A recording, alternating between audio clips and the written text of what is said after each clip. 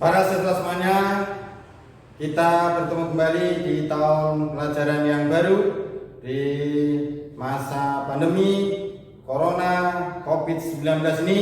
Kalian belajar di rumah, maka kalian cukup menyimak YouTube yang akan saya sampaikan pada pertemuan siang hari ini.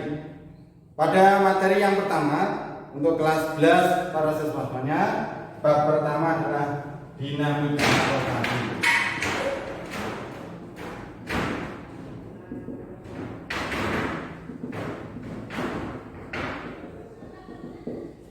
Bab yang pertama kelas 11 adalah dinamika rotasi.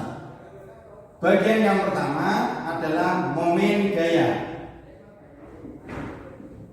atau torsi atau torka atau dinotasikan tau seperti ini. Apa kegunaan manfaat ketika kalian belajar tentang momen gaya atau torsi ini?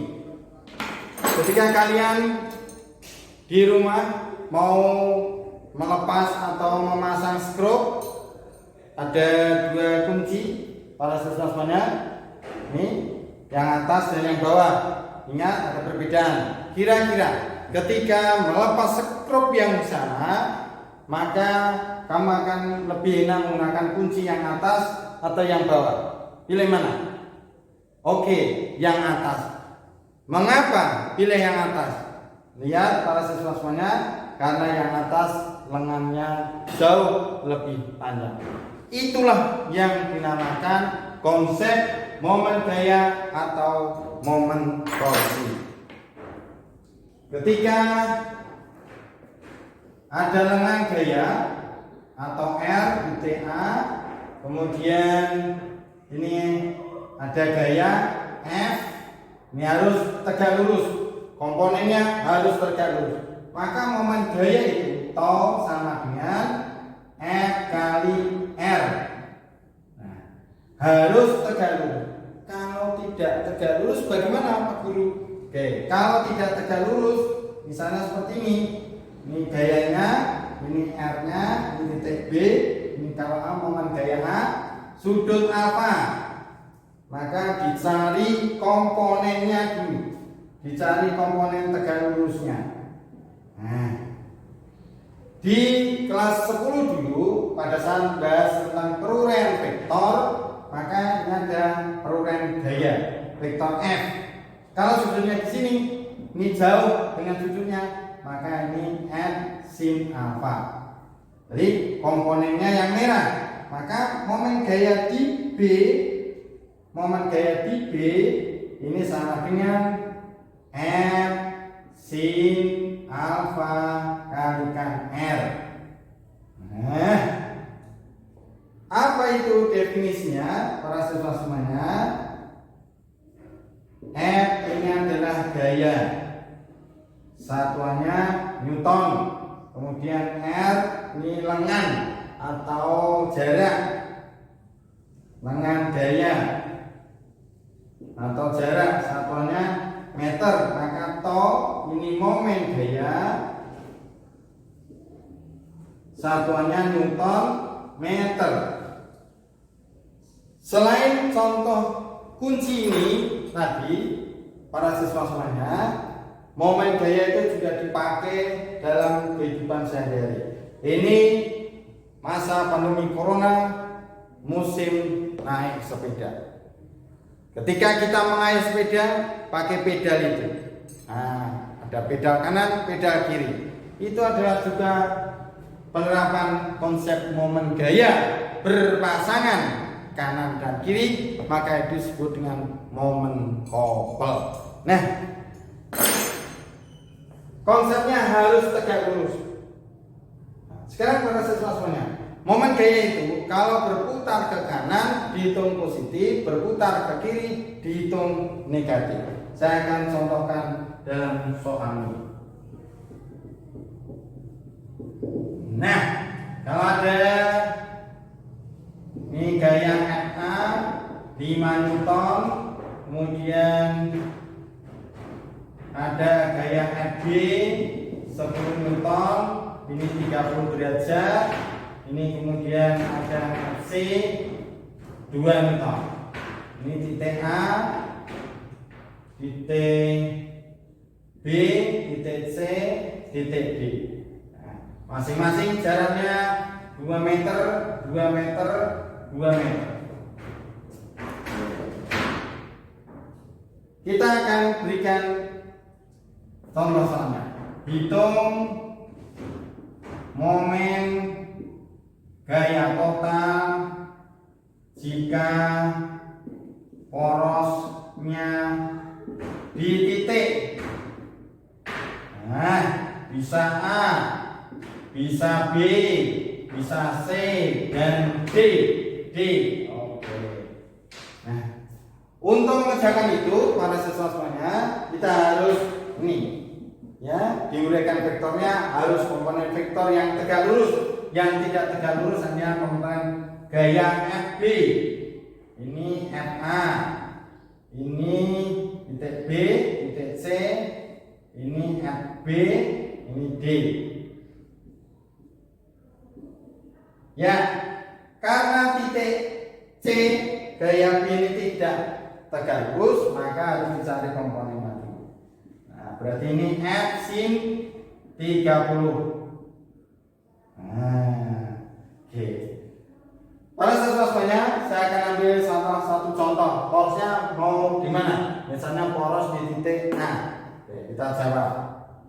Poros di titik A, maka sigma to di A. Karena porosnya di titik A, maka yang gaya di A 0, tidak ada jarak. Tinggal yang ini. Oke. C ke sana, muter kiri atau muter kanan. Tadi kalau muter kanan itu arah jarum jam, muter kiri itu berlawanan arah jarum jam. Yang C ke kiri, maka minus FC ya. Ini FB atau gaya B di titik C, FB kalikan sin 30, jaraknya dari A ke C. Nah, C FC ini ke kanan, maka ditambah FC kali jarak AD minus berapa FB nya 10 sin 30 setengah, jarak AC berapa 4, FC nya 2, jarak AD nya berapa 6, 10 setengah 5 kali ini minus 20, ini dengan ini 12. Maka jaraknya minus 8 Newton meter. Tanda negatif berarti dia berputar ke kiri. Jadi seperti itu para siswa-siswanya. Demikian juga poros untuk B, C, dan D. Ini adalah materi tentang momen gaya. Kemudian yang kedua para siswa-siswanya adalah momen inersia. Oke. Untuk membahas tentang momen inersia itu, saya akan ilustrasikan praktek seperti ini. Nah, saya memegang penghapus yang saya ikat. Pertama kali saya ikat sepanjang ini, saya putar. Nah, jaraknya sekian. Kemudian saya akan tambah sekian. Nah, saya putar. Kira-kira ada perbedaan enggak antara kejadian A dan kejadian B? Ada ya? Oke. Ketika yang pertama segini, saya putar. Nah, kemudian yang kedua kejadian saya tambah panjangnya, saya putar. Ternyata ada perbedaan. Yang pertama, yang kedua, masanya 1. Sekarang masanya saya tambahin 1 lagi.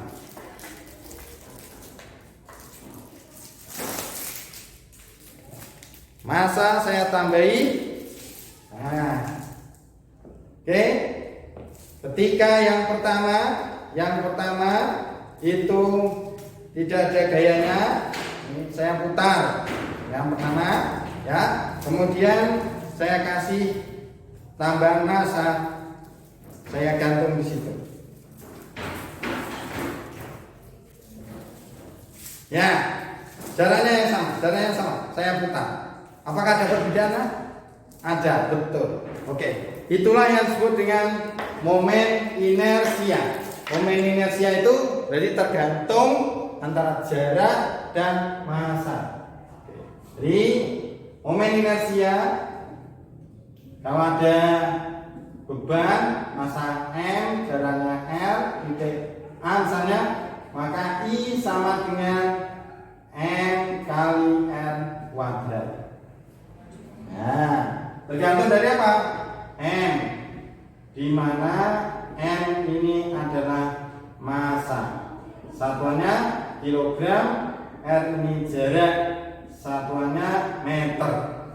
Momen inersia akan besar ketika apa? Masanya besar, jaraknya panjang, dan I sendiri adalah momen inersia. Satuannya berarti kilogram meter kuadrat. Oke. Saya akan ambil contoh para siswa semuanya. Ketika terdiri dari banyak, ini massa A 2 kg, jaraknya 2 meter. Kemudian massa B lebih kecil, 1 kg, 1 meter. Massa C 3 kg, jaraknya 3 meter. Berapa momen inersia total di titik P? Jawabnya sini, momen inersia total di titik P. Maka IP, IC, IA dulu, IA tambah IP tambah IC. Dengan cara yang sama, massa A RA kuadrat, massa B RB kuadrat, massa C RC kuadrat. Oke, gampang ya? Oke. Massa A dimasukkan berapa lagi? 2. Jarak A 2 kuadrat. Massa B 1, jaraknya B 1, massa C 3, jaraknya 3 dikuadratkan. 2 kuadrat 4, 4 kali 2 8. 1 1 1. 3 kuadrat 9, 9 kali 3 27. Sehingga jawabnya adalah 36, satuannya kilogram meter kuadrat. Nah, ini momen inersia. Momen inersia ini bisa berlaku pada dimensi 1 maupun dimensi 2. Nah, oke, kalau pada dimensi 1, misalnya batang ada penggaris. Ketika penggaris ini saya pegang di tengah, kemudian saya putar gini, Nah, apa yang bisa dirasakan ketika mutarnya di pinggir? Lebih ringan yang mana? Lebih ringan yang di tengah. Nah, betul sekali. Kalau yang di pinggir terasa lebih berat. Nah, itu momen inersia untuk atau berlaku pada batang, contohnya mistal. Oke, para siswa semuanya, silakan dipahami tentang momen gaya, momen inersia. Kita bertemu kembali pada kesempatan yang lain pada channel YouTube Bibit Supati. Sekian dan terima kasih. Assalamualaikum warahmatullahi wabarakatuh.